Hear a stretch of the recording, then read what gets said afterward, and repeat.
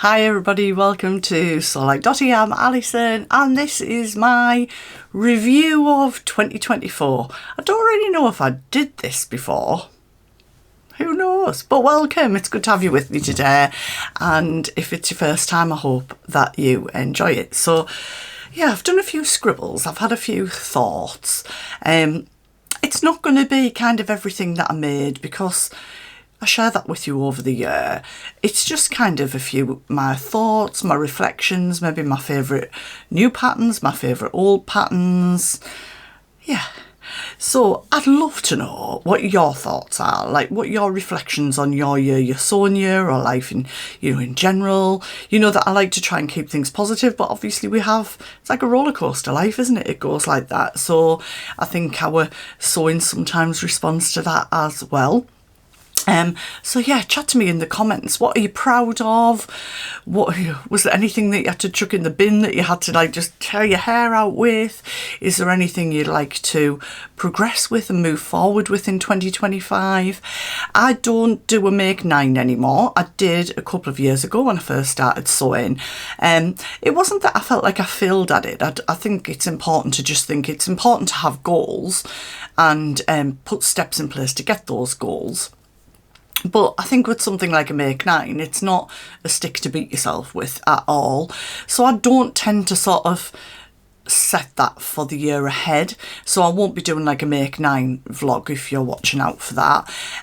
My pattern, my path that I tend to take is that I share a monthly sewing plans, which sometimes can change, as you'll know if you've reflected on the last year.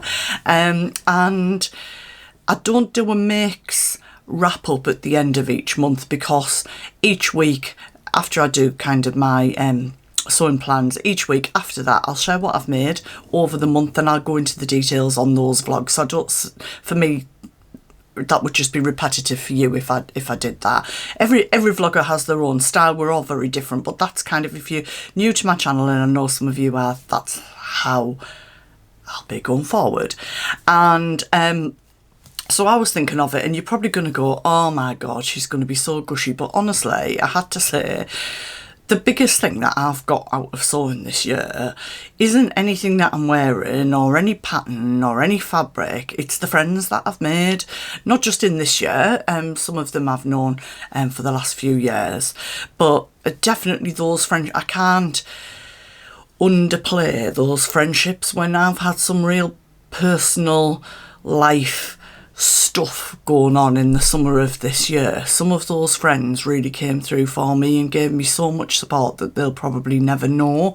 And yeah, I just feel quite blessed because firstly, if Tamlin hadn't created Sewtoon, I wouldn't have met those people. So you guys know Lynn, Jude and Hayley. You guys know that we have a very little special friendship group called the 4 Rolled Hems on our little chat. And this year we've had another retreat where we just rent a cottage and go away, which is fabulous. We've been to Harrogate again and we've got some great plans. We're aiming to get to the Knitting and Stitching show in London this year, but I'm sure we'll have some more escapades along the way. And then I think I did meet Vicky last year, and then Karen from Karen Sews Slowly I've met this year. So Vicky's the fibro sewist on YouTube and Instagram as well. And I think I met Vicky at Sewtoon, and then Karen started to come to a Stitch In Tyne, which is the in-person sewing social that I run with Mags and Dawn, and then Karen came along and we've kind of just formed another little sort of friendship group as well, which is just lovely.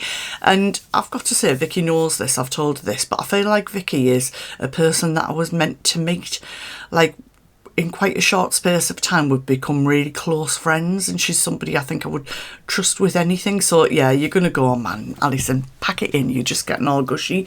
But that's probably the biggest thing that I've got out of my year of sewing.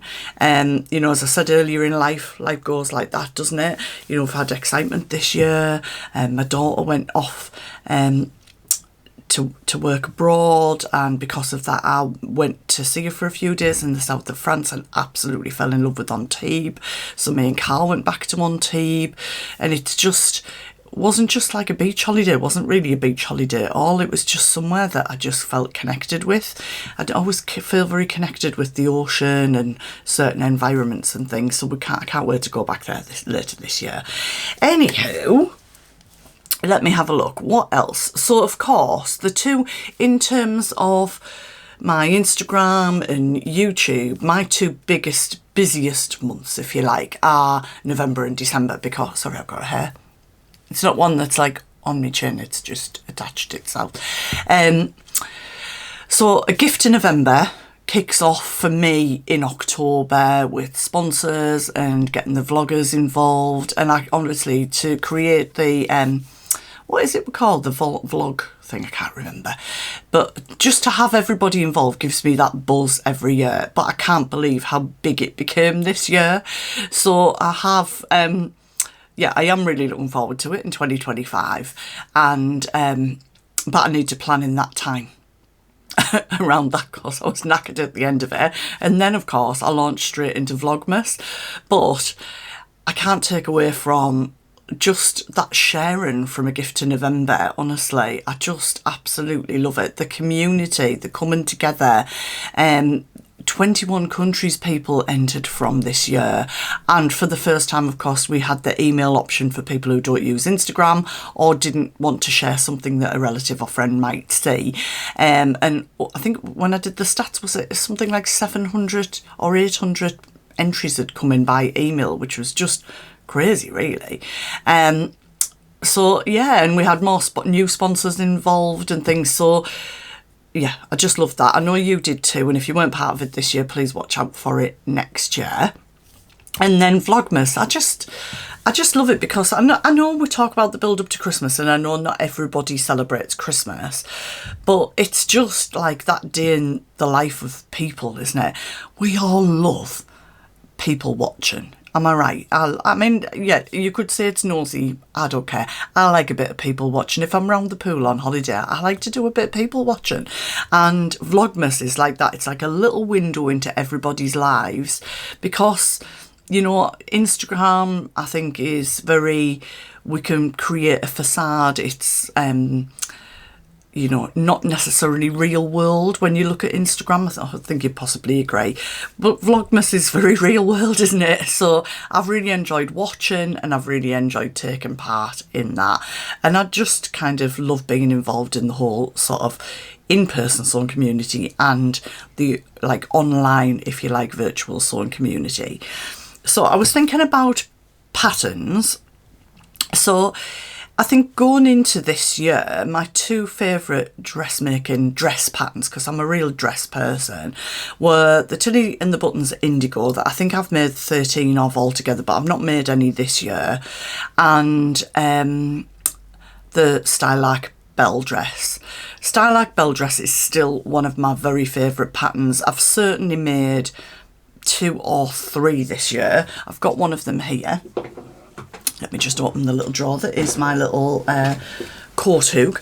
So I don't think I'm going to be able to find photos of all these because I've had to delete so much like stuff from my phone to create capacity for storage for transferring vlogs and stuff. I know that's a bit of a technical thing, but anywho, this fabric is from Fabric Godmother, and it was a birthday present from my friend Vicky that I mentioned earlier. It's called Leo's Place, I think, and it's a cotton twill or a viscose twill, but it's beautiful. And this is the bell dress. And then I made a black and white one for the Knitting and Stitching show in Harrogate, and I absolutely love this pattern. I feel on me it's very flattering because it's a V. It does come quite low, but I'll put some buttons on here. I feel like it's a lovely fit on the shoulders. The sleeve length comes to about here on me. Obviously you can change that. It's meant to sort of have like a puffy sleeve elastic and then another puffy sleeve and elastic. I don't think I've ever done that, but I have shirred the cuffs. I've done all different versions, you'll have seen. I won't go into all of them, but I think that still remains one of my favourite patterns. I think you can style it down for during the day, and I've made evening wear out of it as well. But the dress that I'm wearing, which is the Fibre Mood Judy, this is the first one that I made, has, I think, become my very favourite pattern currently, and I say currently because it will change, and I think I've probably made 5 of these. So this one, I don't know if you can see down the back, if I turn around, has got buttons down the back. It's meant to have a placard down the back and buttons, but I just crossed it over on this one and put some buttons on it, and then after that I've adapted the pattern so that I can do the back on the fold. But I do like the decorative buttons down it. Actually, when I picked it out, I was thinking, oh yeah, I might do that again. The sleeve length is fabulous on me. It's perfect, just comes to there. I love that the cuff is loose. It's just under my bust, like literally, well, just under my bust. Yes, it's, you know, drapey. And I think for a long time I've tried to sort of fit in with what I think society wants us to be, and you know, I'm a size 18 in the UK. One of the things I want to do in the new year is improve my health, which may mean some weight loss, but I do want to generally improve my health. And but as some of you know, I've got IBS. Now I can have IBS and I can know, for example, on Christmas Eve that we had like camembert and I keep forgetting the name of the bread. Not soda bread. You'll know what I mean. I'll put it on because that's better for my IBS. It doesn't bloat me as much. But I know if I have that, I'm going to be bloated. So I can wear something like this and not have to worry about that, you know, that tightness around the waist. But equally, I can have a day where I'm eating like what I think's really suitable for my needs and I still end up like that. So wearing something that's really tight around my waist just is an absolute no-go for me. So that's, you know, if you think, why does she always wear loose flowy stuff? That's why. And it's me. I've always been a bit floaty dresses, Doc Martens, like the whole of my adult life, really. So that's my vibe. What can I say? So the Judy dress, definitely, there will be more of them. I've got some planned as we head into spring. And I haven't really worn them, but if you watched my vlog on Friday, I mentioned that I'm making a black Friday Pattern Company Bateau t-shirt, long sleeve t-shirt to wear underneath them, because yeah, that'll go great under something like this and be nice and snug because I've got a sort of thermal leggings on under here. Okay, so in terms of patterns, what else has happened this year? I got a projector. If I spin you around slightly, you can see it just there. That's a terrible pointing out. I need one of those little like weather things. I'm better off doing that. There we go, that's much better. So I had to go for an ultra short throw because I didn't have the distance from my cutting mat here to the ceiling to go for like a ceiling mounted, or one that sort of you can sort of, not a frame, have something that it attaches to if you don't want to attach it to the ceiling. So I'm still dabbling in that at the moment. Sometimes I project onto paper and create a pattern. Sometimes I project straight onto fabric, but I've still got some paper patterns, so I do a bit of both. But I quite like technology, although I do get stressed about it. But Carl, my husband, is like tech support, so if I can't do anything, I just shout for him. So I got a new mic, wireless mic, but I've not plugged it in yet. He got me that, so I need to master that for the new year. So yeah, and we're about to get a rise and fall desk for here, so I'm going to take my fixed drawers out that hold it up and put it on a rise and fall desk so I can record more and do more on there as well. So you might see some different angles. I'll have to tidy up the rest of the room.